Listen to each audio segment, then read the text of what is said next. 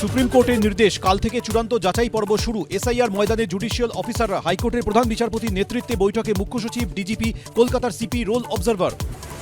কাল থেকে চূড়ান্ত নথি যাচাইয়ে 250 বিচারক। হলো ভার্চুয়াল ট্রেনিং। পর্যবেক্ষক ও মাইক্রো অবজারভারদের সঙ্গে বৈঠক জুডিশিয়াল অফিসারদের। বিচারকদের লগইন আইডি তৈরি করছে সিও দপ্তর।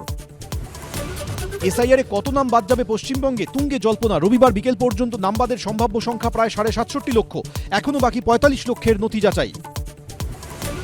নির্ঘণ্ট প্রকাশের আগেই রাজ্যে আসছে কেন্দ্রীয় বাহিনী। কোথায় কত বাহিনী, কিভাবে মোতায়েন ঠিক করতে কাল বিকেলে পুলিশ প্রশাসনের সঙ্গে বৈঠকে কমিশন। পূর্ব মেদিনীপুরে সুতাহাটা বিডিও অফিসে তুমুল বাগবিতণ্ডা। আঙুল উঁচিয়ে পরস্পরকে শাসনে এইআরও ও বিএলওর। ভোটারের নথি বাতিল ঘিরে দুজনের বচসা। তৃণমূলের প্রশংসা, কংগ্রেসকে নিশানা প্রধানমন্ত্রী। दिल्ली में उन्होंने जो ये नंगापन दिखाया, क्या उसमें कोई टीएमसी के लोगों ने पाप किया है? नहीं किया है। বিজেপির অন্তত এই পরিস্থিতি থেকে শিক্ষা নেওয়া উচিত।